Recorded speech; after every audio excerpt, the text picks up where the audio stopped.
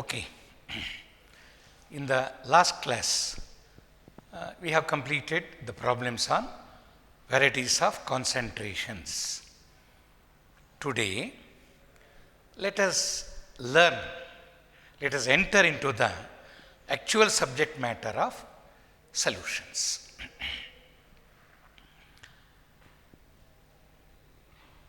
See, what is solubility? Solubility ಅಂತ ಎಷ್ಟೋ ಸಾರಿ ಹೇಳ್ತೀವಿ.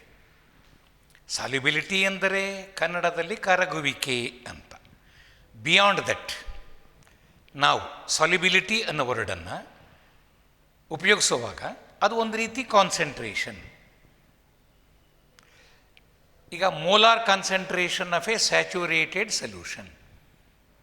ಈಗ ಮೋಲಾರ್ ಕಾನ್ಸಂಟ್ರೇಷನ್ ಬಗ್ಗೆ ನಾವು ಕಲ್ತಿದ್ದೀವಿ. Molarity or molar concentration, number of moles dissolved in 1 liter solution ಅಂತ ಹೇಳ್ತೀನಿ. ಈಗ 1 ಲೀಟರ್ ಸ್ಯಾಚುರೇಟೆಡ್ ಸೊಲ್ಯೂಷನ್ ತಗೊಂಡ್ರೆ, what is saturated solution? A solution in which no more quantity of the solute can be dissolved. A solution which refuses to dissolve any more quantity. ಈಗ ನಾನು ಒಂದು ಬೀಕರಲ್ಲಿ ನೀರು ತಗೋತೀನಿ, ಅದಕ್ಕೆ ನಮ್ಮ ಕಾಮನ್ ಸಾಲ್ಟ್ ಉಪ್ಪು NaCl ಅದನ್ನು ಹಾಕ್ತೀನಿ, ಸ್ಟರ್ ಮಾಡ್ತೀನಿ. ಸ್ವಲ್ಪ ಹಾಕಿದ್ದೆ ನಾನು, ಕರಗಿ ಹೋಯಿತು, ಡಿಸಪಿಯರ್ ಆಯಿತು, ಹೋಮೋಜನಸ್ ಸ್ಟೇಟ್ ಬಂತು. ಈಗ ಅದಕ್ಕೆ ಇನ್ನೂ ಸ್ವಲ್ಪ NaCl ಹಾಕ್ತೀನಿ, ಸ್ಟರ್ ಮಾಡ್ತೀನಿ, ಕರಗಿತು. ಹಾಗೆ ನಾನು ಹಾಕ್ತಾ ಹೋಗಿ ಸ್ಟರ್ ಮಾಡ್ತಾ ಹೋದ ಹಾಗೆಲ್ಲ ಕರಗಿ ಕೊನೆಗೊಮ್ಮೆ ಯಾವುದೋ ಸ್ಟೇಜಿನಲ್ಲಿ ಒಂದು ಸ್ವಲ್ಪ ಸಾಲ್ಟ್ ಹಾಕಿದಾಗ ಕರಗದೆ ಉಳಿಯುತ್ತೆ. ನಾನು ಹಾಕಿದ ಸಾಲ್ಟ್ ಕರಗಲಿಲ್ಲ ಅಂದಾಗ ಅದು ಬಾಟಮ್ಗೆ ಸೆಟ್ಲ್ ಆಗುತ್ತೆ. ಅದು ಅನ್ಡಿಸಾಲ್ವ್ಡ್ ಸಾಲ್ಟ್, ಕರಗದೆ ಉಳಿದ salt, undissolved salt settles to the bottom.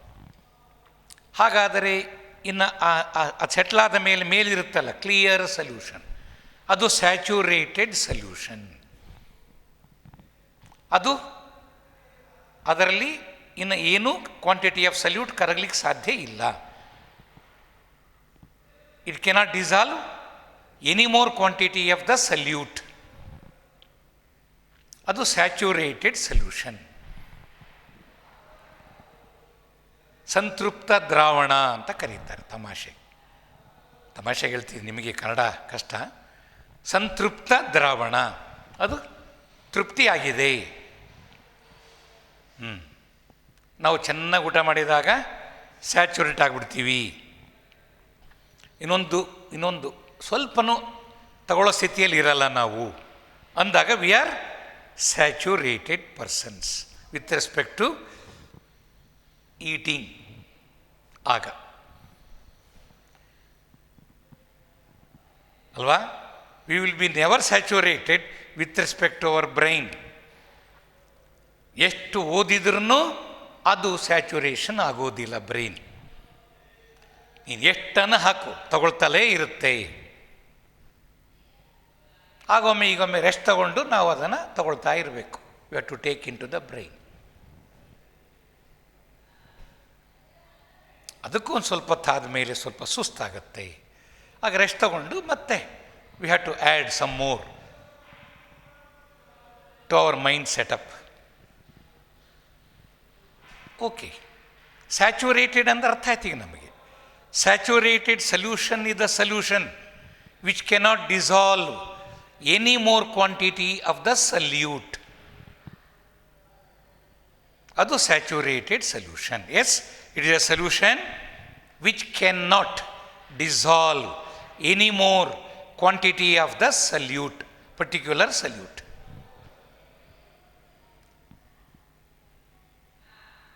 That is called saturated solution with respect to that particular solute which we have dissolved in it. ಅದು ಇಂಪಾರ್ಟೆಂಟ್. ಈಗ ನಾನು ಶುಗರ್ ಕರಗಿಸ್ತೀನಿ, ಸ್ಯಾಚುರೇಟ್ ಆಯಿತು. ಆಮೇಲೆ ಅದಕ್ಕೆ ನಾನು ಲೆಮನ್ ಜ್ಯೂಸ್ ಹಾಕ್ತೀನಿ, ಅದು ಕರಗುತ್ತೆ. So it was saturated with respect to sugar, not with respect to lemon juice. It can dissolve lemon juice even after saturation with respect to sugar. ಹಾಗಾದರೆ ನಾವು ಯಾವ ಸಲ್ಯೂಟನ್ನು ಕರಗಿಸಿದ್ವಿ, with respect to that solute it is saturated. ಈ ರೀತಿಯಲ್ಲಿ you understand it clearly. ನಾನು ಯಾವ ಸಲ್ಯೂಟನ್ನು ಕರಗಿಸ್ತಾ ಇದ್ದೀನಿ, ಆ ಸಲ್ಯೂಟ್ ಕರಗದೆ ಉಳಿದಾಗ that solution is said to be saturated with respect to that solute. That is saturated solution. What is solubility? What is solubility? It is the maximum quantity of the solute dissolved in a specific amount of solvent to get saturated solution. Solvent ಎಷ್ಟಾದರೂ ಇರಲಿ, ಅದು saturate ಆಗಲಿಕ್ಕೆ ಅದರಲ್ಲಿ ನಾವು ಕರಗಿಸಬೇಕಾದ maximum quantity of the solute ಎಷ್ಟು? Maximum quantity of the solute to be dissolved in a specified quantity of the solvent to get saturated solution. ಈಗ ನಾನು 1 ಲೀಟರ್ ಸಲ್ಯೂಷನ್ ತಗೊಂಡಿದ್ದೀನಿ. ಅದರಲ್ಲಿ ನಾನು 25 ಗ್ರಾಮ್ ಸಲ್ಯೂಟನ್ನು ಕರಗಿಸಿದಾಗ ಯಾವುದೋ ಒಂದು ಸಲ್ಯೂಟ್ ಇದೆ, ಸಮ್ ಸಲ್ಯೂಟ್ ಎಕ್ಸ್, 25 ಗ್ರಾಮ್ ಕರಗಿಸಿದೆ 1 ಲೀಟರ್ ನೀರಿನಲ್ಲಿ, ಅದು ಸ್ಯಾಚುರೇಟ್ ಆಯಿತು. ಆಗ 25 ಗ್ರಾಮ್ಸ್ ಪರ್ ಲೀಟರ್. ಅದನ್ನು ಮೋಲ್ಸಲ್ಲಿ ಹೇಳೋದಾದರೆ ಆ ಗ್ರಾಮ್ಸನ್ನು ಮೋಲ್ ಮಾಡಿ ಮೋಲ್ ಪರ್ ಲೀಟರ್ನಲ್ಲಿ ಸಾಮಾನ್ಯವಾಗಿ ಹೇಳ್ತೇವೆ ಸಲ್ಯುಬಿಲಿಟಿನ. ನೀನು 10 ಲೀಟರ್ ತೊಗೊಂಡು ಸೊಲ್ಯೂಷನ್ ಮಾಡಿರು, ಪರ್ ಲೀಟ್ರ್ ಲೆಕ್ಕ ಹಾಕ್ತೀವಿ. ಆಮೇಲೆ ನಾವು 10 ಲೀಟ್ರ್ನಲ್ಲಿ 250 ಗ್ರಾಮ್ ಬೇಕಾಯಿತು ಸ್ಯಾಚುರೇಟ್ ಆಗಲಿಕ್ಕೆ, 1 ಲೀಟ್ರಿಗೆ ಎಷ್ಟು? 25 ಗ್ರಾಮ್. ಹಾಗಾದರೆ 25 gram per litre. 25 divided by molecular mass mole ಆಗುತ್ತೆ. So many mole per litre is the solubility. ಅದು ಎಸ್. ಸಾಲ್ಯುಬಿಲಿಟಿ ಎಸ್ ಅಂದರೆ ಅರ್ಥ. ಅದು ಸಾಲ್ಯುಬಿಲಿಟಿ ಜಾಸ್ತಿ ಆಯಿತು ಅಂದರೆ ಸ್ಯಾಚುರೇಟೆಡ್ ಸೊಲ್ಯೂಷನ್ ಮಾಡಲಿಕ್ಕೆ 1 ಲೀಟರ್ ಸ್ಯಾಚುರೇಟೆಡ್ ಸೊಲ್ಯೂಷನ್ ಮಾಡಲಿಕ್ಕೆ ಬೇಕಾಗಿರುವ ಕ್ವಾಂಟಿಟಿ ಜಾಸ್ತಿ ಆಯಿತು ಅಂತ ಅರ್ಥ. ಸಾಲ್ಯುಬಿಲಿಟಿ ಇನ್ಕ್ರೀಸಸ್ ಅಂದರೆ more quantity is required to prepare a litre of saturated solution. ಇದು solubility. Next, solubility of a solid in liquid. ಹೇಳಿದ್ನಲ್ಲ ಫಸ್ಟ್ ಕ್ಲಾಸಲ್ಲಿ, ಲಿಕ್ವಿಡ್ ಸಾಲ್ವೆಂಟ್ ಇದ್ದರೆ ಅದು ಲಿಕ್ವಿಡ್ ಸೊಲ್ಯೂಷನ್. ಸಾಲ್ವೆಂಟ್ ಲಿಕ್ವಿಡ್ ಸ್ಟೇಟ್ನಲ್ಲಿದ್ದಾಗ ಲಿಕ್ವಿಡ್ ಸೊಲ್ಯೂಷನ್. ಅದರಲ್ಲಿ 3 ಟೈಪ್ ಬರುತ್ತೆ. Solution of solid in liquid, ಅದರ ಬಗ್ಗೆ ನಾವು ಡೀಟೇಲಾಗಿ ಹೋಗೋಣ. ಆಮೇಲೆ solution of liquid in liquid, ಅದರ ಬಗ್ಗೆನೂ ಸ್ಟಡಿ ಮಾಡ್ತೀವಿ ಮುಂದೆ. Solution of gas in liquid. ಈಗ ಫಟ್ ಯಾವ್ದು ತಗೊಳ್ತಿದ್ದೀನಿ ನಾನೀಗ? Solution of solid in liquid. ಒಂದು ಸಾಲಿಡ್ಡು ಒಂದು ಲಿಕ್ವಿಡ್ ಸಾಲ್ವೆಂಟಲ್ಲಿ ಕರಗುವುದು ಯಾವಾಗ?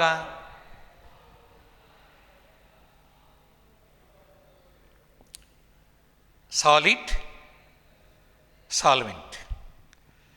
ನಾವು ಯಾವ ಸಾಲಿಡ್ ತೊಗೊಂಡಿದ್ದೀನಿ ಆ ಸಾಲಿಡ್ಡು ಮತ್ತು ಯಾವ ಸಾಲ್ವೆಂಟ್ ತೊಗೊಂಡಿದ್ದೀನಿ ಅದು. ಈಗ ಉದಾಹರಣೆಗೆ ಶುಗರ್ ಆ್ಯಂಡ್ ವಾಟರ್ ತೊಗೊಂಡಿದ್ದರೆ, sugar is solute, water is solvent. ಇವೆರಡರ ನಡುವಿರ ಇಂಟರ್ಯಾಕ್ಷನ್ ಅಟ್ರಾಕ್ಟಿವ್ ಫೋರ್ಸ್, ಅದಕ್ಕೇನಂತ ಕರಿತೀನಿ? Solute solvent interaction. Attraction between solute molecule and solvent molecule, attraction between solute and solute, attraction between solvent and solvent, ಇವೆಲ್ಲವೂ ಒಂದೇ ಆರ್ಡರಲ್ಲಿ ಇರಬೇಕು. A solute will dissolve in a liquid solvent when solute solvent interaction is of the same order as solute solute interaction, solvent solvent interaction. ಈಗ sugar ಅಂತ ಹೇಳಿದೆ ನಾನು. ಒಂದು sugar ಮಾಲಿಕ್ಯೂಲಿಗೂ ಪಕ್ಕದ sugar ಮಾಲಿಕ್ಯೂಲಿಗೂ ಇರುವ ಅಟ್ರಾಕ್ಷನ್ ಅದು ಸಲ್ಯೂಟ್ ಸಲ್ಯೂಟ್ ಇಂಟರಾಕ್ಷನ್. ಇನ್ನೊಂದು water ಮಾಲಿಕ್ಯೂಲಿಗೂ ಮತ್ತೊಂದು ವಾಟರ್ ಮಾಲಿಕ್ಯೂಲಿಗಿರುವ ಇಂಟರಾಕ್ಷನ್ ಅದು solvent solvent interaction.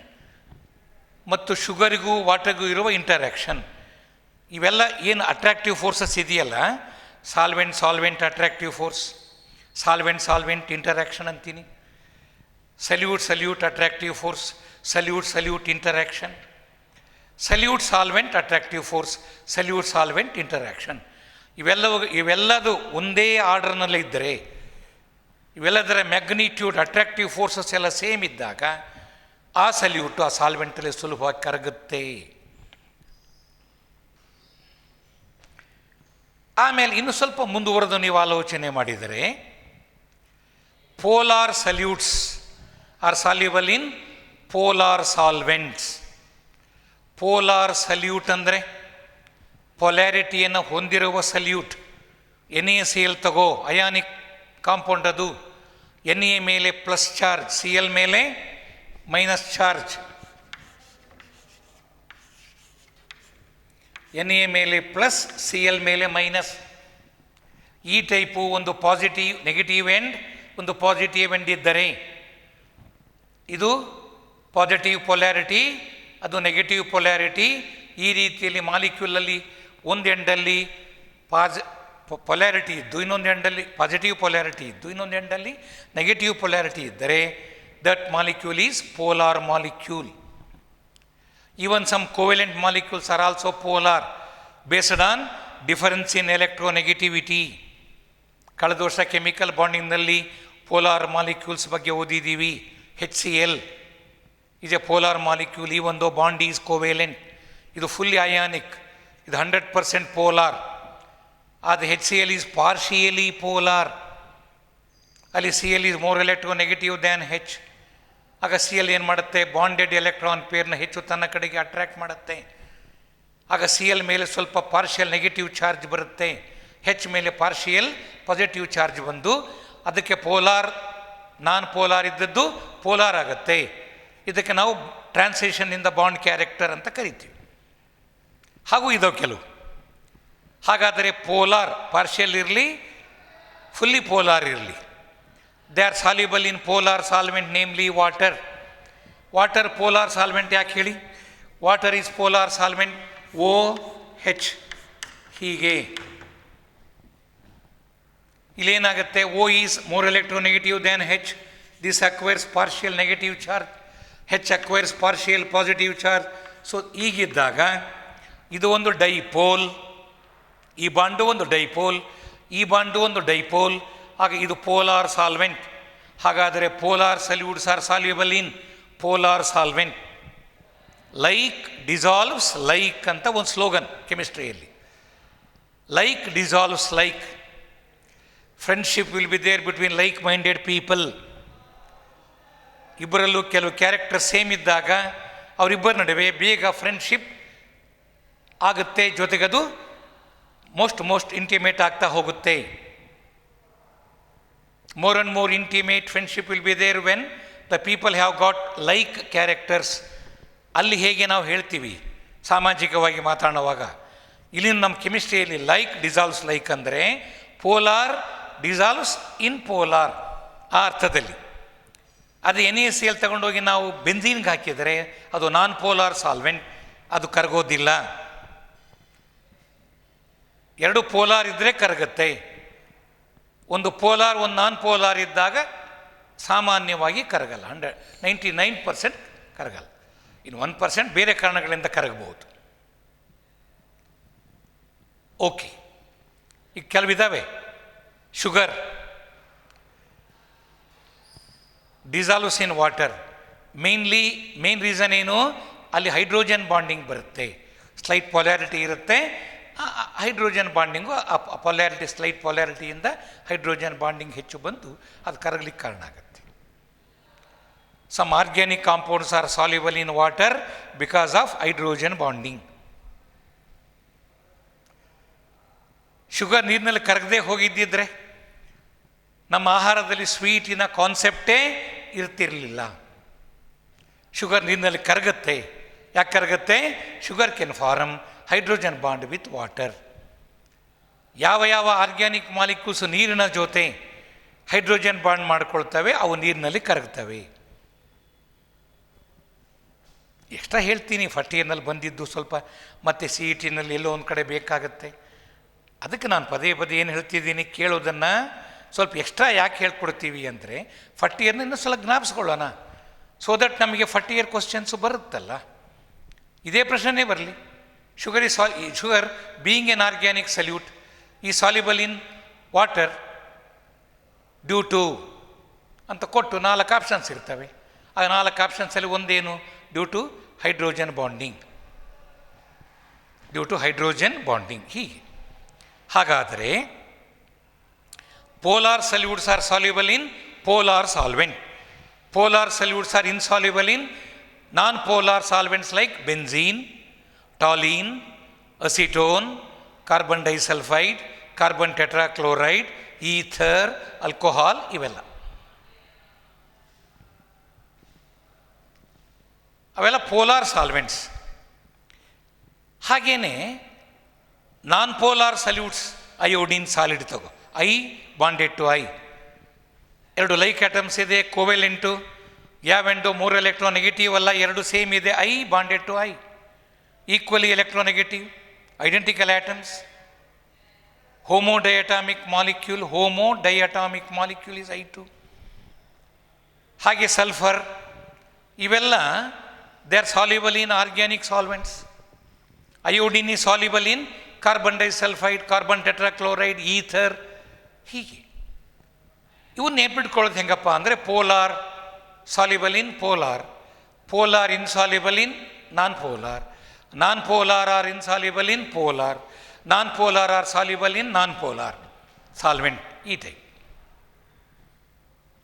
With this in mind, ಈಗ ನಾನು ಒಂದು ಸಾಲಿಡ್ ಸಲ್ಯೂಟನ್ನು ಸಾಲ್ವೆಂಟಿಗೆ ಹಾಕ್ತೀನಿ, ಹಾಗಲ್ಲಿ ಏನೇನಾಗುತ್ತೆ? What you are going to think and observe. Observation ಕಾಣಲ್ಲ, observation through mind, not through your eye. ನೋಡೋಣ ಅದನ್ನು. ಎಸ್,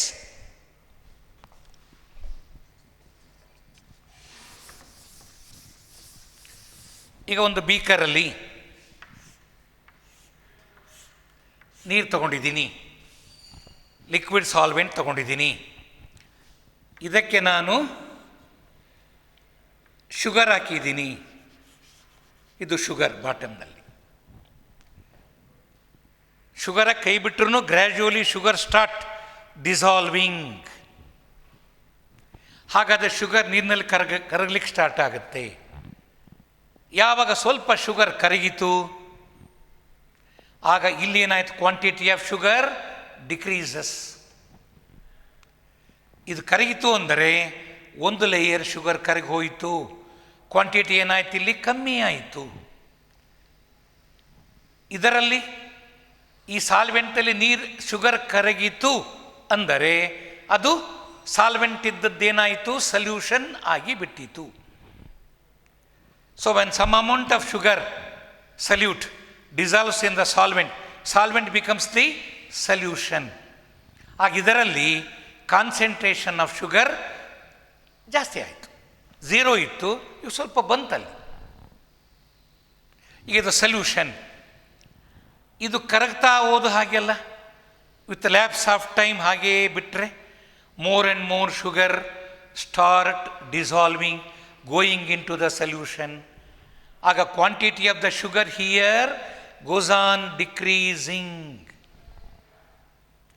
ಇದರಲ್ಲಿ quantity of sugar goes on increasing. ಇದು ಒನ್ ಸೈಡ್ ಪ್ರೋಸೆಸ್ ಆಯಿತು. ಇದಕ್ಕೆ ನಾವೇನಂತ ಕರಿತೀವಿ? ಡಿಸಲ್ಯೂಷನ್, ಕರಗುವಿಕೆ. When a solute disappears in a solvent to give homogeneous liquid, homogeneous liquid mixture, then it is dissolution. ವಸ್ತು ಕರಗಿ ಹೋಯಿತು, ಆ ಕರಗಿ ಹೋಗುವ ಪ್ರೋಸೆಸ್ಸನ್ನು ಡಿಸಲ್ಯೂಷನ್ ಎಂದು ಕರೆಯುತ್ತೇವೆ. ರೇಟ್ ಆಫ್ ಡಿಸಲ್ಯೂಷನ್, ಕರಗುವಿಕೆಯ ವೇಗ. Rate of dissolution depends upon quantity of the sugar. ಅದು ಒನ್ ಸೈಡ್ ಪ್ರೋಸೆಸ್ ಡಿಸಲ್ಯೂಷನ್. ಹಾಗಾದರೆ rate of dissolution depends upon quantity of the solute. ಬಿಗಿನಿಂಗ್ನಲ್ಲಿ ಸಲ್ಯೂಟ್ ಕ್ವಾಂಟಿಟಿ ಜಾಸ್ತಿ ಇತ್ತು, ರೇಟ್ ಆಫ್ ಡಿಸಲ್ಯೂಷನ್ ಜಾಸ್ತಿ ಇತ್ತು. ಸಲ್ಯೂಟ್ ಕರಗಿದಂಗೆಲ್ಲ ಕ್ವಾಂಟಿಟಿ ಆಫ್ ಸಲ್ಯೂಟ್ ಡಿಕ್ರೀಸಸ್, ಆಗ rate of dissolution goes on decreasing. ಜೊತೆಗೆ ಇನ್ನೊಂದು ಆಗುತ್ತಲ್ಲಿ, ನಮಗೆ ಕಾಣದಿರುವ ಒಂದು ಪ್ರೋಸೆಸ್ ಸ್ಟಾರ್ಟ್ ಆಗುತ್ತೆ. ಏನದು? ಈ ಸಲ್ಯೂಷನ್ನಲ್ಲಿ ಮಾಲಿಕ್ಯೂಲ್ಸ್ ಬಂದಿರ್ತಾವಲ್ಲ, solute molecules, they start wandering about. ಹಾಗೆ ವಾಂಡ್ರ್ ಆಗಬೇಕಾದ್ರೆ they collide with each other. ಹಾಗೆ ಕೊಲೈಷನ್ ಆದಾಗ ಮತ್ತೆ they recombine to give solute. ಆ ಸಲ್ಯೂಟ್ ಬಂದು ಮತ್ತೆ ಇದ್ರ ಮೇಲೆ ಕುತ್ಕೊಳ್ಳುತ್ತೆ. ಕೆಲವೊಮ್ಮೆ ಇಲ್ಲಿರೋ ಸಲ್ಯೂಟ್ ಮಾಲಿಕ್ಯೂಲ್ಸ್ ಬಂದು ಇದನ್ನು ಬಡಿತವೆ, ಯಾವುದನ್ನು? ಅನ್ಡಿಸಾಲ್ವ್ಡ್ ಶುಗರ್ನ. ಆ ಬಡಿದಾಗ ಅಲ್ಲಿರೋ ಮಾಲಿಕ್ಯೂಲ್ಸ್ ಅದನ್ನು ಅಟ್ರ್ಯಾಕ್ಟ್ ಮಾಡ್ಕೊಳ್ತವೆ. ಮತ್ತು ಕರಗಿ ಹೋದ ಶುಗರ್ ಮಾಲಿಕ್ಯೂಲ್ಸು ಬಂದು ಸರ್ಫೇಸಲ್ಲಿ ರೀಕಲೆಕ್ಟ್ ಆಗುತ್ತೆ.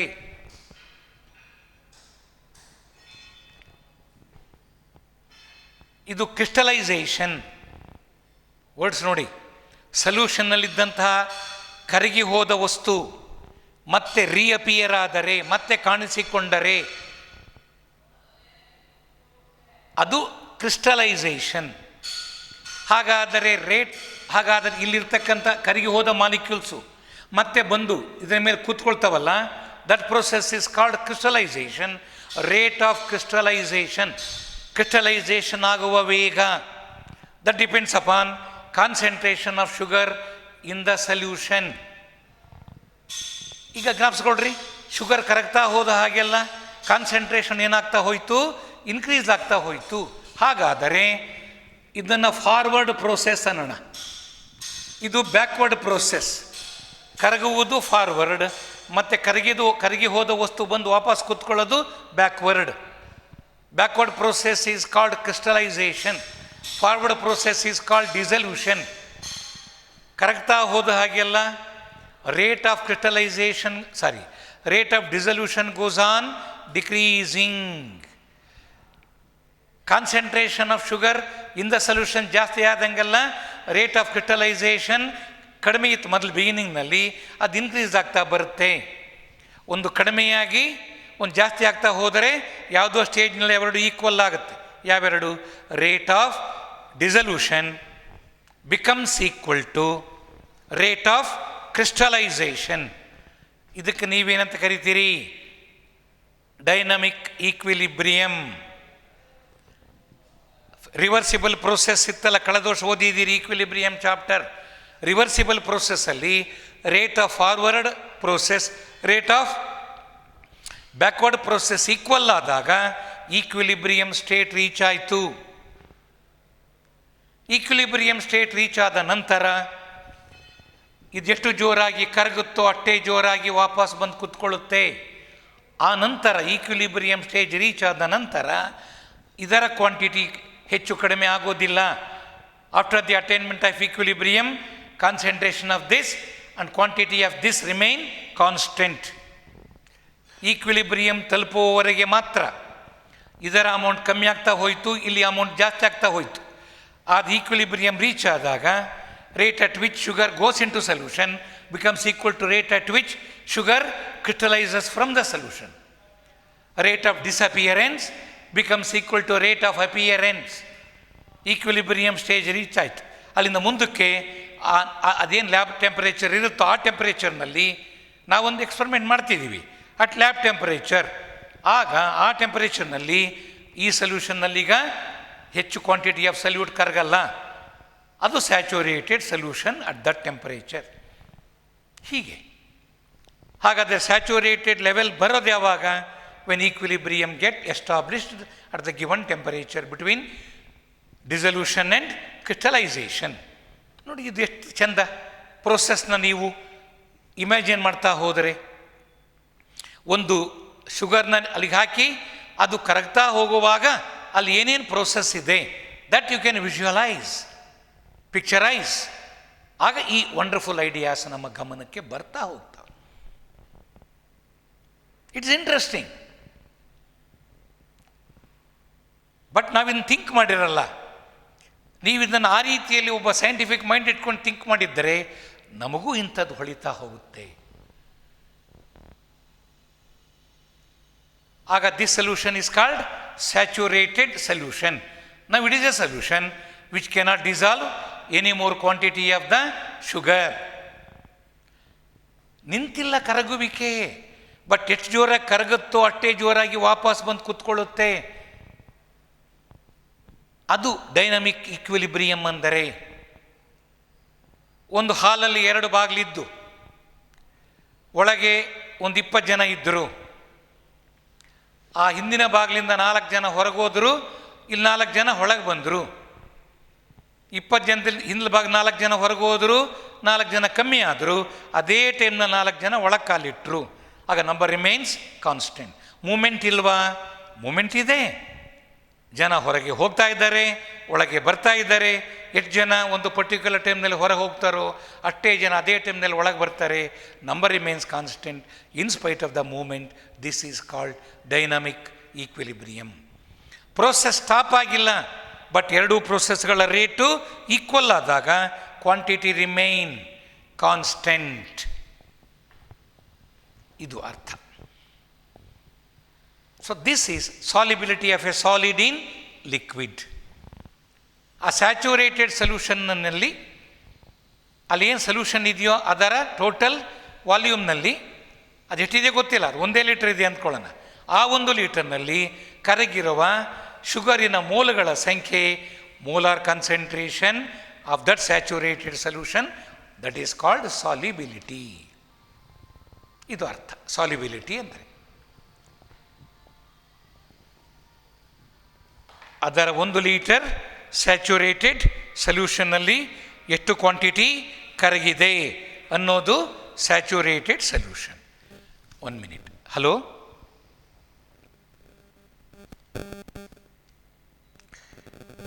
ಎಸ್, 1 ಲೀಟರ್ ಸ್ಯಾಚುರೇಟೆಡ್ ಸೊಲ್ಯೂಷನ್ನಲ್ಲಿ ಕರಗಿರುವ ಮೋಲ್ಗಳ ಸಂಖ್ಯೆ, ಅದು ಸಾಲ್ಯುಬಿಲಿಟಿ. ಇನ್ಮೇಲೆ ಸಾಲ್ಯುಬಿಲಿಟಿ ಅಂದಾಗ ಇಷ್ಟೆಲ್ಲ ಮನಸ್ಸಿಗೆ ಬರುತ್ತೆ. ಕರಗಿರುವ ಕ್ವಾಂಟಿಟಿನ ನಾವು ಸಾಲ್ಯುಬಿಲಿಟಿ ಅಂತ ಕರಿತೀವಿ, ಪ್ರೊವೈಡೆಡ್ ಕರಗಿದಾಗ ಅದು ಏನಾಗಿರಬೇಕು? ಸ್ಯಾಚುರೇಟೆಡ್ ಸೊಲ್ಯೂಷನ್ ಆಗಿರಬೇಕು. ಓಕೆ.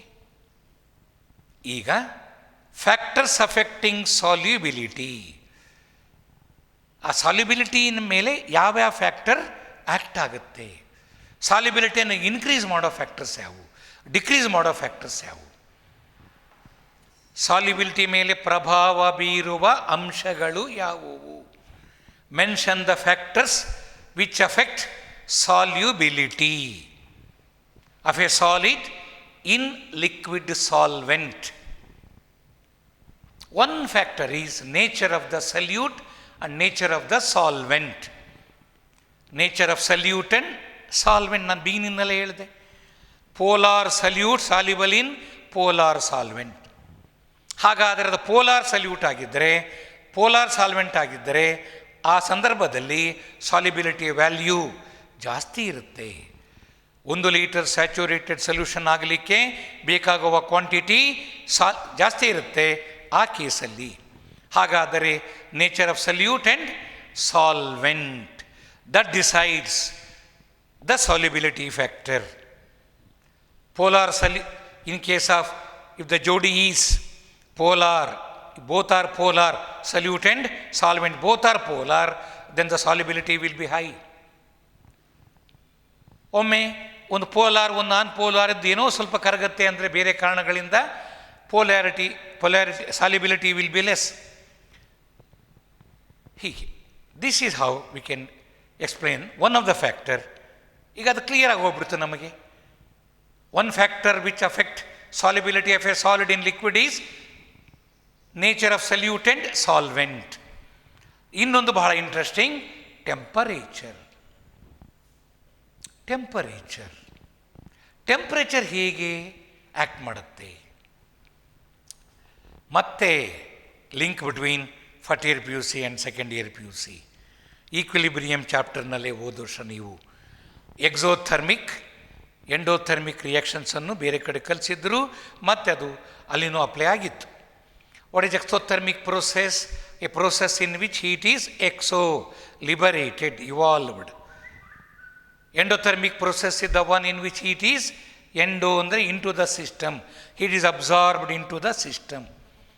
ಹೀಟು ಸಿಸ್ಟಮ್ನಿಂದ ಹೊರ ಹೋದರೆ ಎಕ್ಸೋಥರ್ಮಿಕ್, ಸಿಸ್ಟಮನ ಒಳಕ್ಕೆ ಹೋದರೆ ಎನರ್ಜಿ ಎಂಡೋಥರ್ಮಿಕ್. ಇನ್ನೊಂದು ಮಾತು ನಿಮಗೆ ಹೇಳಿಕೊಟ್ಟಿದ್ದರು. ಹಲೋ, ಹೌದು,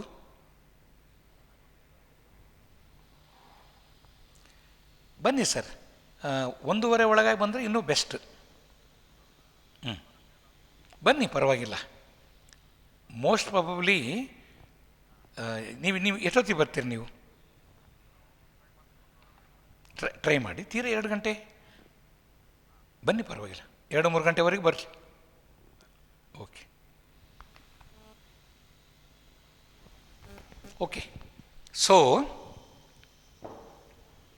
ಟೆಂಪ್ರೇಚರ್ ಬಗ್ಗೆ ಹೇಳ್ತಿದ್ದೆ ನಾನು.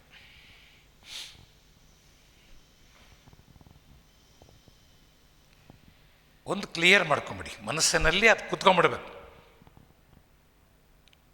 Exothermic process is favoured by low temperature. ಹೆಚ್ಚು ಹೆಚ್ಚು ಎಕ್ಸೋಥರ್ಮಿಕ್ ಪ್ರೋಸೆಸ್ ನಡೀಬೇಕು ಅಂದರೆ ಟೆಂಪರೇಚರ್ ಕಮ್ಮಿ ಆಗಬೇಕು.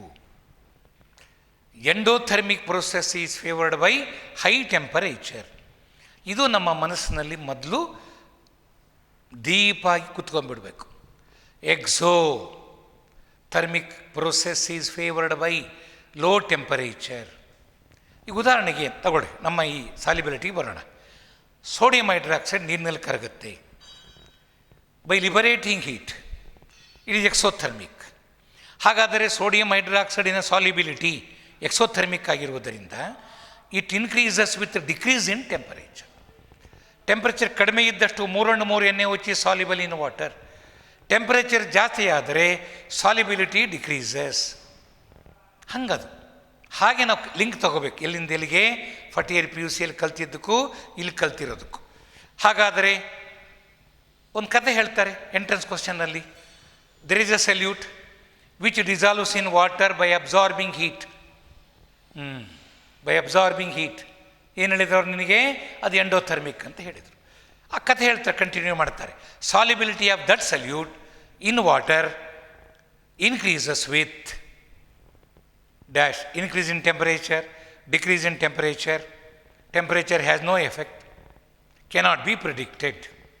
ಈಗೇನು ಆನ್ಸರ್? ಅದು endothermic. Solubility increases with increase in temperature. Exothermic ಆಗಿದ್ದರೆ solubility decreases with increase in temperature, opposite ಅದು. ಎಂಡೋಥರ್ಮಿಕ್ ಆಗಿದ್ದರೆ solubility increases with increase in temperature. ಹಾಗೆ ಇದು ಇನ್ನೊಂದು ಫ್ಯಾಕ್ಟರ್ ಆಯಿತು. ಕ್ಲಿಯರ್ ಮಾಡ್ಕೊಳ್ಳಿ ಮಕ್ಕಳ. ಏನಾದ್ರು ಡೌಟ್ಸ್ ಇದ್ದರೆ ಈ ನನ್ನ ನಂಬರ್ ನಿಮ್ಮ ಹತ್ರ ಕಳೆದ ವರ್ಷವೂ ಕೊಟ್ಟಿದ್ದೆ.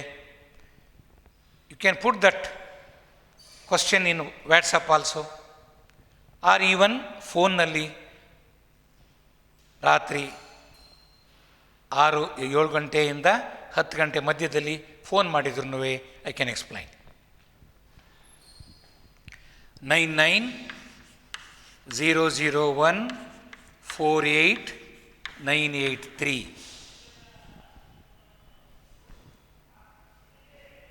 ಇದಕ್ಕೆ ಫೋನ್ ಮಾಡಿ.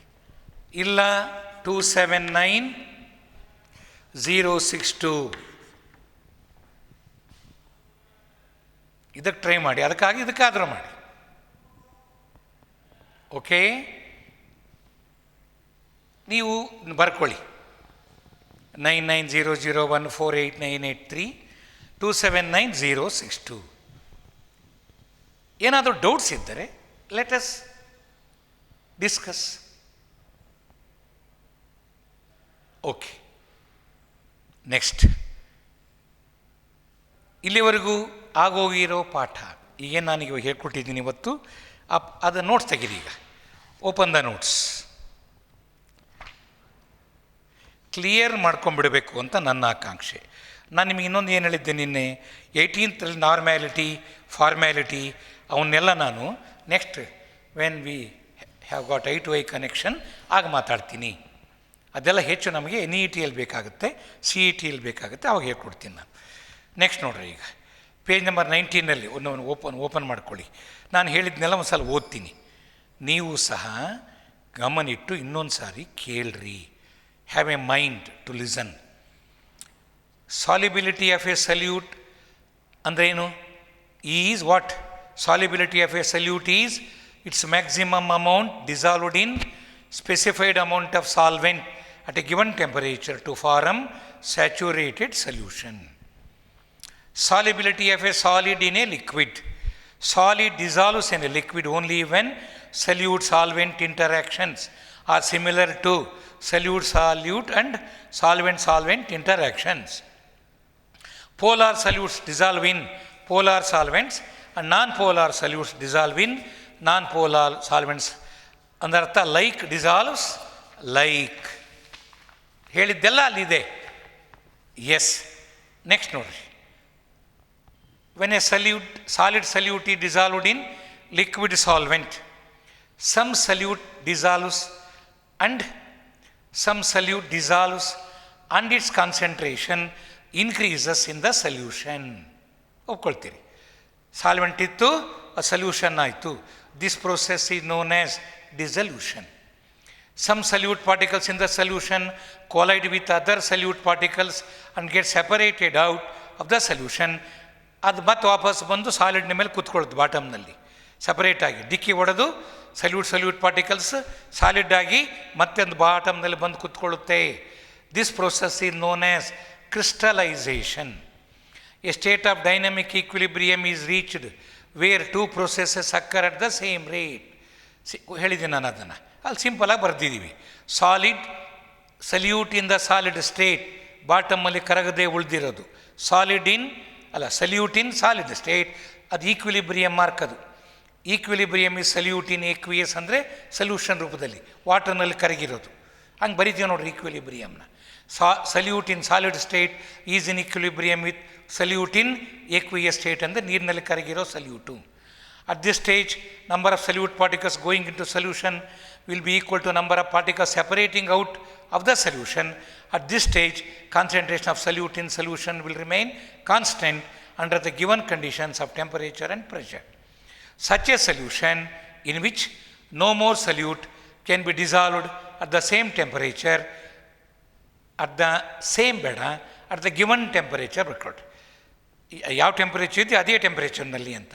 Such a solution in which no more solute can be dissolved at the given temperature is called A saturated solution.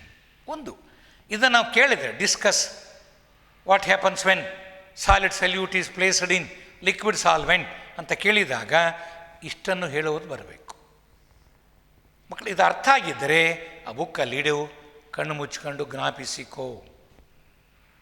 Pass ಮಾಡೋ ಸ್ವಲ್ಪ ಹೊತ್ತು ಕಣ್ಣು ಮುಚ್ಕೊಂಡು ಜ್ಞಾಪಿಸ್ಕೋ, ಎಲ್ಲ ನೀನೇ ಹೇಳು. That is the way of having what you have read into your mind. That is fixing in the mind. ಅದಾಗ್ತಿರ್ಬೇಕು. ಓದ್ತಾ that fixation in the mind should be there. ಅದಾದಾಗಲೇ ನಮ್ಮ ಓದುವಿಕೆ ಕಂಪ್ಲೀಟ್ ಆಗೋದು. ಸುಮ್ಮನೆ ಓದ್ಕೊಂಡು ಹೋಗಿ ಎಲ್ಲ ಆದಮೇಲೆ ಇಲ್ಲಿ ಒಂದು ಸಲ ಹೇಳು ಅಂದರೆ ಏನೂ ನೆನಪಿಲ್ಲ ಅಂದರೆ what is the use? Please.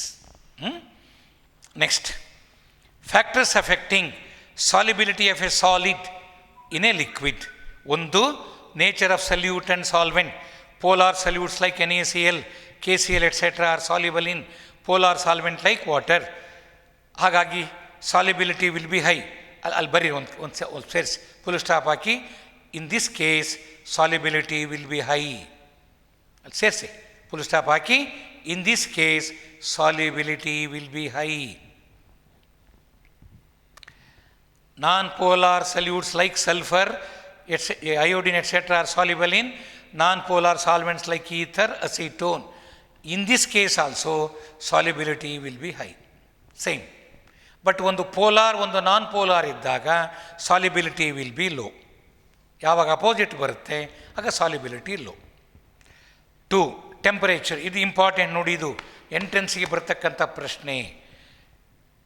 According to Le Chatelier's principle, ಅಲ್ಲಿ ಕಲ್ತಿದ್ವಿ ಇದನ್ನು ನಾವು ಫಸ್ಟ್ ಇಯರ್ನಲ್ಲಿ. If the dissolution of a solid in a liquid is endothermic, ಕರಗುವಿಕೆ ಕರಗಿದಾಗ ಅದು ಹೀಟನ್ನು ಅಬ್ಸಾರ್ಬ್ ಮಾಡಿಕೊಂಡರೆ solubility increases with increase in temperature. ನಾನು ಹೀಟ್ ಕೊಟ್ಟಂಗೆಲ್ಲ ಹೀಟನ್ನು ಅಬ್ಸಾರ್ಬ್ ಮಾಡ್ಕೊಂಡು more and more salute dissolves. Solubility increases with increase in temperature. Example ಅಂತ ಸಲ್ಯೂಟ್ಸ್ ಯಾವುವು? Sodium ನೈಟ್ರೇಟನ್ನು ನೀರಲ್ಲಿ ಹಾಕಿದರೆ ನೀರು ತಣ್ಣಗಾಗತ್ತೆ, ಅದು endothermic. Ammonium chloride, KCl, silver nitrate, KI, ಒಂದೆರಡು ನೆನ್ಪಿಟ್ಕೊಳ್ರಿ. Next, if the dissolution of a solid in a liquid is exothermic, then the solubility decreases with increase in temperature. Example ಅದಾಯಿತು.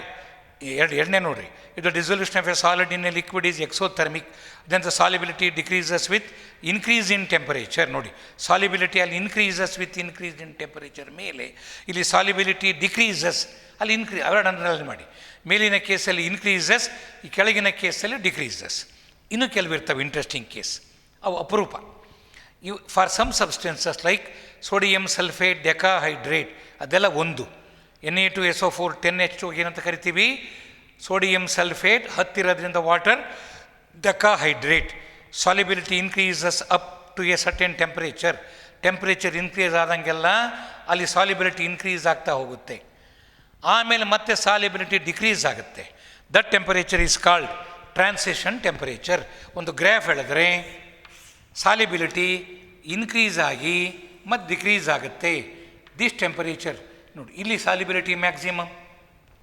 So ಇದನ್ನು ನಾನು ಈ ಟೆಂಪರೇಚರ್, ಈಗ ಇದು ಸಾಲ್ಯುಬಿಲಿಟಿ, ಇದು temperature increase ಆದಂಗೆಲ್ಲ solubility went on increasing. ಮತ್ತು ಟೆಂಪರೇಚರ್ ಜಾಸ್ತಿ ಆದರೆ solubility goes on decreasing. This temperature is called transition temperature. ಅದು ಇಲ್ಲಿರ್ತದಲ್ಲ, ದಿಸ್ ಟೆಂಪರೇಚರ್ ಈಸ್ ಅಂಥವಿದ್ದಾವೆ, ಅದು ಒಂದು ಐಡಿಯಾ ಇರಲಿ. ಹಾಗಾದರೆ that temperature is called transition temperature. For sodium sulphate decahydrate, transition temperature is 32.8 degrees Celsius. Okay. Third one, pressure. Since solids and liquids are highly incompressible, solubility of solids in liquids is not affected by pressure. Solid ನೀರಿನಲ್ಲಿ ಕರಗುವಾಗ pressure effect ಇಲ್ಲ. Pressure effect ಬರೋದು ಯಾವಾಗಪ್ಪ ಅಂದರೆ gas ಇರಬೇಕಲ್ಲಿ. Solubility of gas in a ಲಿಕ್ವಿಡಿಗೆ ಬಂದಾಗ solubility is affected by pressure. Gaseous component ಇದ್ದಾಗ ಪ್ರೆಷರ್ ಎಫೆಕ್ಟ್ ಬರುತ್ತೆ. ಸಾಲಿಡ್ ಕಾಂಪೋನೆಂಟು ಲಿಕ್ವಿಡ್ ಕಾಂಪೋನೆಂಟ್ ಇದ್ದಾಗ ಪ್ರೆಷರ್ ಎಫೆಕ್ಟ್ ಇರೋದಿಲ್ಲ. ಅಲ್ಲಿ ಬರೀ nature of solute and solvent and nature of temperature ಇರುತ್ತೆ. ನೆಕ್ಸ್ಟ್ ಏನಿದೆ ಅಲ್ಲಿ, solubility of a gas in a liquid ಅಂತಿದೆ. Solubility of a gas in a liquid. Okay, ಅದನ್ನು ಸ್ವಲ್ಪ ಹೇಳ್ತೀನಿ ಅಷ್ಟೇ ಇವತ್ತು, ಒಂದು 5 ನಿಮಿಷ. ಈಗ ನಾನು salute is gas now change ಮಾಡ್ಕೊಳ್ಳಿ ಐಡಿಯಾನ. ಈಗ ಇಷ್ಟೊತ್ತು ಕೇಳಿದ್ದು ಮರ್ತು ಬಿಡಿ ಫಾರ್ ಟೈಮ್ ಬೀಯಿಂಗ್. ಹೊಸದನ್ನು ಕಲಿಯುವಾಗ ಮೈಂಡ್ ಬ್ಲ್ಯಾಂಕ್ ಆಗಿಬಿಡ್ಬೇಕು, ಖಾಲಿ ಮಾಡ್ಕೊಂಬಿಡ್ಬೇಕು. ಈಗ ಒಂದು ಕಂಟೈನರ್ ನೀರು ತಗೊಂಡಿದ್ದೀನಿ, ಅದನ್ನು ಕ್ಲೋಸ್ ಮಾಡಿಬಿಟ್ಟಿದ್ದೀನಿ. Closed container. ಇಲ್ಲಿ ವ್ಯಾಕ್ಯೂಮು ಕ್ರಿಯೇಟ್ ಆಗಿಬಿಟ್ಟಿದೆ ಅಂದ್ಕೋ, ಅಲ್ಲಿರೋ ಗಾಳಿನೆಲ್ಲ ಸಕ್ ಮಾಡಿ ಹೊರಗೆ ತೆಗೆದುಬಿಟ್ಟಿದ್ದೀನಿ. I have collected solvent in a closed evacuated container. Evacuated container ಅಂದರೆ ಗಾಳಿನೂ ಇಲ್ಲ ಒಳಗೆ, ಓನ್ಲಿ ಸಾಲ್ವೆಂಟ್ ವಾಟರ್ ಇದೆ, ಲಿಕ್ವಿಡ್ ಸಾಲ್ವೆಂಟ್. ಈಗ ನಾನು ಇಲ್ಲಿ ಈ ಟೈಪ್ ಒಂದು ಇನ್ಲೆಟನ್ನು ಫಿಕ್ಸ್ ಮಾಡ್ತೀನಿ. ಅಲ್ಲಿ ನಾನು ಒಂದು suitable gas which can dissolve in water, ಯಾವ ಗ್ಯಾಸ್ ಒಂದು ನೀರಿನಲ್ಲಿ ಕರಗುತ್ತೆ ಅಂಥ ಗ್ಯಾಸನ್ನು ಪಾಸ್ ಮಾಡ್ತೀನಿ ವಾಟರ್ನೊಳಕ್ಕೆ. ಆಗೇನಾಗುತ್ತೆ, gas goes into solution, ಕರಗುತ್ತೆ. ಅಲ್ಲಿ ಸಾಲಿಡ್ಡು ಕರಗಿ ಹೋಯಿತು, ಇಲ್ಲಿ ಗ್ಯಾಸ್ ಕರಗುತ್ತೆ, ಅದು ಡಿಸಲ್ಯೂಷನ್. ಮತ್ತು ಕರಗಿರುವ ಗ್ಯಾಸ್ ಏನು ಮಾಡುತ್ತದು, ಅದು ಎಸ್ಕೇಪ್ ಆಗಿ ಇಲ್ಲಿ ಬಂದು ಕಲೆಕ್ಟ್ ಆಗುತ್ತೆ. ಅದು escape, rate at which the dissolved gas escape. ಅದು ಒಂದು ಕ್ರಿಸ್ಟಲೈಸೇಷನ್ ಇದ್ದಂಗೆ ಅಲ್ಲಿ, ಇದು ಎಸ್ಕೇಪಿಂಗ್ ಪ್ರೊಸೆಸ್. ಅದು ಗ್ಯಾಸ್ ಕರಗುತ್ತೆ, ಕರಗಿರುವ ಗ್ಯಾಸ್ ಎಸ್ಕೇಪ್ ಆಗಿ ಇಲ್ಲಿ ಬಂದು ಕಲೆಕ್ಟ್ ಆಗುತ್ತೆ ಓವರ್ ದ ಸಲ್ಯೂಷನ್. ಯಾವಾಗ ಕರಗಿತು ಆಗ ಇದು ವಾಟರ್ ಅಲ್ಲ, ಸಲ್ಯೂಷನ್ ಆಗಿಬಿಡುತ್ತೆ. ಇವೆಲ್ಲ ಐಡಿಯಾಸ್ ಇರಲಿ. ಗ್ಯಾಸ್ ಕರಗ್ತಿದ್ದ ಹಾಗೆ no longer we call this water, it is a solution. ಹಾಗಾಗಿ ಗ್ಯಾಸನ್ನು ನೀರಿನಲ್ಲಿ ಕರಗಿಸಿದಾಗ ಗ್ಯಾಸ್ ಕರಗುತ್ತೆ, ಕರಗಿರೋ ಗ್ಯಾಸ್ ಎಸ್ಕೇಪ್ ಆಗುತ್ತೆ, ಯಾವುದೋ ಒಂದು ಸ್ಟೇಜ್ ಬರುತ್ತೆ. ಆ ಸ್ಟೇಜ್ನಲ್ಲಿ ಡೈನಮಿಕ್ ಈಕ್ವಿಲಿಬ್ರಿಯಮ್ ಎಸ್ಟಾಬ್ಲಿಷ್ ಆಗುತ್ತೆ. ಎಷ್ಟು ಜೋರಾಗಿ ಕರಗುತ್ತೋ ಅಷ್ಟೇ ಜೋರಾಗಿ ಎಸ್ಕೇಪ್ ಆಗುತ್ತೆ. ಈಕ್ವಿಲಿಬ್ರಿಯಮ್ ಸ್ಟೇಜ್ ರೀಚ್ ಆಯಿತು. Solute in gaseous state, reversible sign ಅಲ್ಲ, ಸಲ್ಯೂಟ್ ಇನ್ ಎಕ್ವಿಯಸ್ ಸ್ಟೇಟ್, ಇದರಲ್ಲಿ ಕರಗಿರೋ solute. Gas dissolved in water, ಅದು solute in what state, aqueous state. Gas in aqueous state, ಇಲ್ಲಿ ಗ್ಯಾಸ್ ಇನ್ ಗೇಷಿಯಸ್ ಸ್ಟೇಟ್, ಇಲ್ಲಿ gas in gaseous state. ಇವೆರಡರ ನಡುವೆ equilibrium establish ಆಗುತ್ತೆ. ಅಲ್ಲಿಂದ ಮುಂದಕ್ಕೆ ಇಲ್ಲಿ ಕಲೆಕ್ಟ್ ಆಗಿರೋ ಗ್ಯಾಸಿನ ಕ್ವಾಂಟಿಟಿ ಕಾನ್ಸ್ಟೆಂಟ್ ಇರುತ್ತೆ. ಈಕ್ವಿಲಿಬ್ರಿಯಮ್ ತಲುಪಿದ ಮೇಲೆ ಕ್ವಾಂಟಿಟೀಸ್ ರಿಮೈನ್ ಕಾನ್ಸ್ಟೆಂಟ್. ಅಲ್ಲಿಂದ ಮುಂದಕ್ಕಿದು at the given temperature pressure here remains constant because quantity of the gas here remain constant. That pressure is called pressure of the gas, saturated gaseous pressure. ಅಲ್ಲೇನಿದೆ ಅದು saturated pressure. ಅದಕ್ಕೆ saturate ಆಗಿದೆ liquid, ಅದನ್ನು ಕರಿತೀವಿ. ಅದು ಒಂದೇ ಇದ್ದರೆ ಅದು ಬರೀ ಪ್ರೆಷರ್ ಆಫ್ ದ ಗ್ಯಾಸ್ ಅಂತೀವಿ. ಅದರ ಜೊತೆ ಇನ್ನೆರಡು ಮೂರು ಗ್ಯಾಸ್ ಮಿಕ್ಸ್ ಆಗಿದ್ದರೆ ಒಂದೊಂದು ಗ್ಯಾಸಿನ ಪ್ರೆಷರ್ ಅದರ ಪಾರ್ಷಿಯಲ್ ಪ್ರೆಷರ್ ಅಂತ ಕರಿತೀವಿ. ಈಗ ಸದ್ಯಕ್ಕೆ ನಾನು ಒಂದು ಎಕ್ಸಾಂಪಲ್ ಕೊಟ್ಟಿದ್ದೀನಿ. ಒಂದು ಗ್ಯಾಸ್ ಕರಗಿದೆ ಅಲ್ಲಿ, ಅದನ್ನು pressure of the gas over the solution, saturated pressure of the gas. ಮತ್ತೆ what are the factors which effect solubility of a gas in a liquid? ಒಂದು ಟೆಂಪರೇಚರ್. ನೋಡಿ, ಯಾವುದೇ ಗ್ಯಾಸ್ ನೀರಿನಲ್ಲಿ ಕರಗಿದಾಗ ಅದು ಎಕ್ಸೋಥರ್ಮಿಕ್. ನೆನ್ಪಿಟ್ಕೊಂಬಿಡಿ, dissolution of a gas in liquid solvent is always exothermic. ಹಾಗಾದರೆ exothermic ಅಂದರೆ ಅಪೋಸಿಟ್, ಟೆಂಪರೇಚರ್ ಜಾಸ್ತಿ ಆದರೆ ಸಾಲಿಬಿಲಿಟಿ ಡಿಕ್ರೀಸಸ್. ಹಾಗಾಗಿ in case of solubility of a gas in a liquid, solubility decreases with increase in temperature, or reverse, solubility increases with decrease in temperature, or solubility decreases with increase in temperature. Solubility increase ಆಗಬೇಕು ಅಂದರೆ temperature ಕಮ್ಮಿ ಮಾಡಬೇಕಲ್ಲಿ. ಯಾಕೆ? Whenever a gas it dissolved in water, it is always exothermic, and all exothermic processes are occurring more and more with low temperature.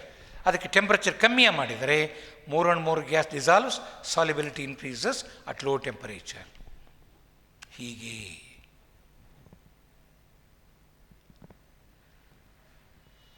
ಭಾಳ high temperature ಇದ್ದಾಗ ವಾತಾವರಣದಲ್ಲಿ oxygen ಕಡಿಮೆ ಕರಗುತ್ತೆ ನೀರಿನಲ್ಲಿ. ಆಗ ಮೆರಿನ್ ಅನಿಮಲ್ಸು ಸ್ವಲ್ಪ ಒದ್ದಾಡ್ತವೆ. ಸಮುದ್ರದ ನೀರಿನಲ್ಲಿರುವ ಆಕ್ಸಿಜನ್ ಕಂಟೆಂಟ್ ಕಮ್ಮಿ ಆದಾಗ ಅವಕ್ಕೆ ಬಹಳ ಸಮಸ್ಯೆ ಆಗುತ್ತೆ, ರೆಸ್ಪಿರೇಷನ್ ಪ್ರಾಬ್ಲಮ್. ಯಾಕೆ? ಒಳಗೆ ಆಕ್ಸಿಜನ್ ಕಂಟೆಂಟ್ ಕಮ್ಮಿ ಆಗುತ್ತೆ. ಯಾಕೆ? ಹೈ ಟೆಂಪರೇಚರ್ ಇದ್ದಾಗ ಕರಗಿರೋ ಆಕ್ಸಿಜನ್ ಹೊರಗೆ ಹೋಗ್ಬಿಡುತ್ತೆ ಅಟ್ಮಾಸ್ಫಿಯರ್ಗೆ. ಈ ಪ್ರಾಬ್ಲಮ್ಸ್ ಎಲ್ಲ ಇರುತ್ತೆ. Why marine animals suffers with respect to respiration during summer season? Because during summer season, due to high temperature, solubility of oxygen in water decreases and less oxygen is available for respiration for marine animals. Interesting. Well, application questions. Solubility of gas in liquid decreases when temperature increases. ಇದು. ಆಮೇಲೆ pressure ಬಗ್ಗೆ think ಮಾಡಿದರೆ imagine ಮಾಡಿರಿ, ನಾನೀಗ ಇದರ ಇಲ್ಲಿ equilibrium attain ಆಗಿದೆಯಪ್ಪ, ಇಲ್ಲಿ gas ಇದೆ, ಈಕ್ವಿಲಿಬ್ರಿಯಮ್ ಅಟೈನ್ ಆಗಿದೆ, ತನ್ನದೇ ಆದ ಪ್ರೆಷರ್ ಇದೆ. ನಾನೀಗ ಇಲ್ಲಿ ಪ್ರೆಷರ್ ಇನ್ಕ್ರೀಸ್ ಮಾಡ್ತೀನಿ. ಇಲ್ಲಿ ಪ್ರೆಷರ್ ಇನ್ಕ್ರೀಸ್ ಮಾಡಿದಾಗ ಇಲ್ಲಿ ವಾಲ್ಯೂಮ್ ಏನಾಗುತ್ತೆ? ರೂಲ್ ಪ್ರಕಾರ boils law, when pressure increases volume decreases. ಹಾಗಾದರೆ ಪ್ರೆಷರ್ ಇನ್ಕ್ರೀಸ್ ಆದಾಗ ಇಲ್ಲಿರೋ ವಾಲ್ಯೂಮ್ ಕಮ್ಮಿ ಆಗುತ್ತೆ, ಅಂದರೆ ಸ್ವಲ್ಪ ಕ್ವಾಂಟಿಟಿ ಆಫ್ ಗ್ಯಾಸು ಕರಗಿ ಹೋಗುತ್ತಿಲ್ಲಿ.